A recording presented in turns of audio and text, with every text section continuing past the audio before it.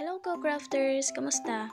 Tara kwentuhan muna tayo habang nagbabalot ako ng order tungkol sa pagsisimula ng negosyo nang walang masyadong pera na ipupuhunan. Alam nyo ba, madalas akong tanungin, magkano daw yung puhunan ko sa negosyo na to? Sagot ko, wala akong pera na nilabas. Actually, wala pang isang taon tong Anverse Hair Accessories. Pero 3 years na akong nagbebenta ng crafts ko at hindi pa ako kumikita talaga dito ng malaki. Yung negosyo ko kasi ay hanggang ngayon, nasa proseso pa lang kung paano ko to is-scale up. Pero ang importante, nagsimula na ako at unti-unti nakikilala na ng mga tao yung mga produkto ko. Alam mo, ang mahalaga, alam mo kung sino yung bibili ng mga gawa mo. Kapag nagets mo yan, mas madali ang pag-market. Yung first business ko ay Dreamers Crafts. Medyo all over the place yung negosyo na yon. Tumatanggap ako ng kahit anong custom order, surprise gifts, school projects, home decor, pati mga miniatures.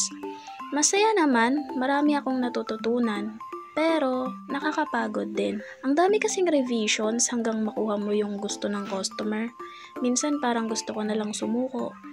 Tapos, pag may fund naman ako, bibili ako ng kahit anong cute na materyales. Basta nakyutan ako, bibilhin ko. Hindi ko namamalayan, ang dami ko na palang naipon na materyales. Pero isang araw may na-realize ako. 3 years na rin kasi akong nasa crafting business, pero hindi ko ma-level up. At yun nga, since may mga stocks ako ng maraming ponytails at hair clips, naisip kong gumawa ng bago, ng kakaiba. Mahilig kasi ako mag-innovate, pero kada innovation ko naman, iba-iba naman yung natatarget na market. Kaya feeling ko parang walang usad. Feeling ko lagi akong nagsisimula sa umpisa.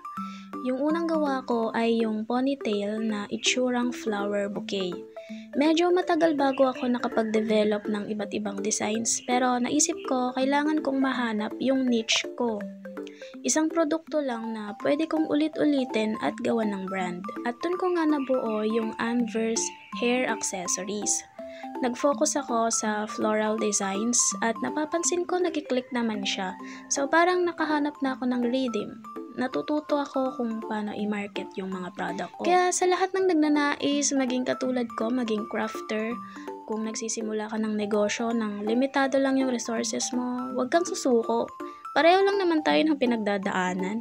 Mag-focus lang tayo sa passion natin kahit sabihan pa tayo ng iba na hindi ka naman mapapakain ng passion mo. Pero may tamang time para sa atin, basta tuloy-tuloy lang. Maging resourceful tayo, gumawa lang tayo ng magagandang bagay. Magkakatotoo rin naman balang araw yung pangarap mo. Ayun nga, sana nag-enjoy kayo sa vlog na to. Huwag kalimutan, follow me for more updates. See you in my next vlog. Bye-bye!